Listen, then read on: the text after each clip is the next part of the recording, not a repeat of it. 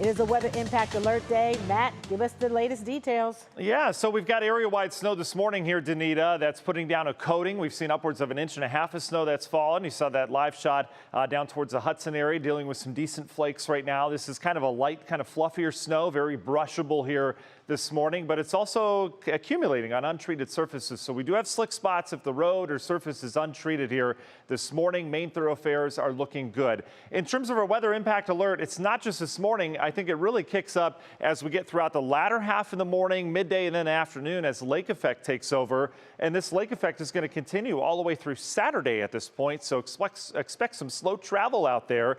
You know how lake effect goes. I mean, you can get in and out of a band of some really heavy snow with a different world all of a sudden within a matter of miles. We've got lake effect snow warnings out for the light shaded areas. That's where we could see up over 1 foot of snow by the time Saturday evening rolls around. And then we've got winter weather advisories elsewhere for basically our secondary snow belt, even a little bit further south, anywhere from 3 to 6 by the time Saturday rolls around as that lake effect takes over. Lake effect not happening yet, though. This is all system snow right now, coming down at a light to moderate clip. It's been very steady this morning, though.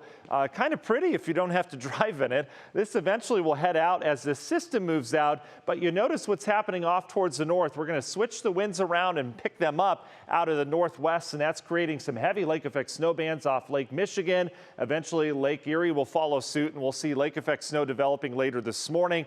Could get an initial burst of snow that would put down maybe up to 1 inch of snow for a lot of communities here later this morning, and then we deal with the lake effect beyond that. The wind is light here this morning, but it'll pick up. Notice how we've got gusts up near 30 miles per hour later this afternoon into the evening, so that'll help to blow the snow around. All right, National Design Mart hour-by-hour forecast continues to take system snow out. We're going to replace it with lake effect snow, and we continue to pick up on.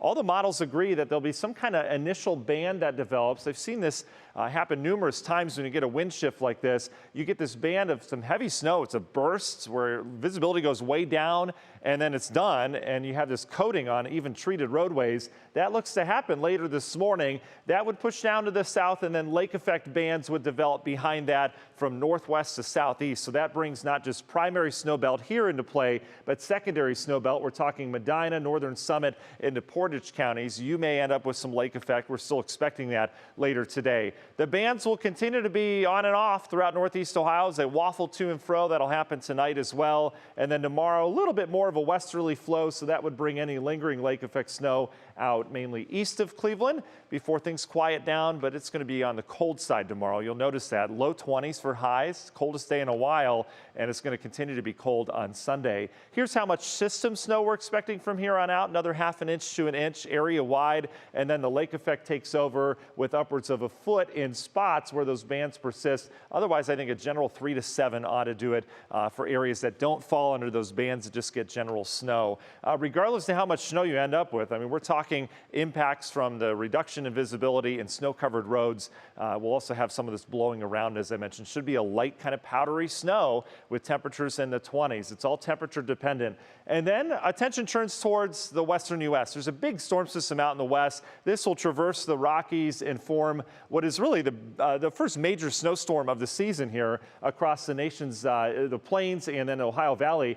Notice we've got winter storm watches in advance of that. That's where the bulk of the impacts are going to be. This is concerning, not just because it's a big winter storm. There's a lot of travel taking place on Sunday and Monday. A lot of kids going back to school. We're getting back into that routine again. This will create a strip of some heavy snow. We're talking over 1 foot from Missouri, Illinois, into Indiana, into Ohio, and then south of that, a major ice storm for areas like Louisville and Lexington, areas of Kentucky heading into southern Illinois. This system will have big impacts along I-70, I-40 as well. If you're getting on 71, anyone, family, friends driving in those areas on Sunday, I would forget about it. It's going to be a mess. The big question here locally is how far north does that band of snow make it? It looks like the majority of us will kind of escape the heavy stuff.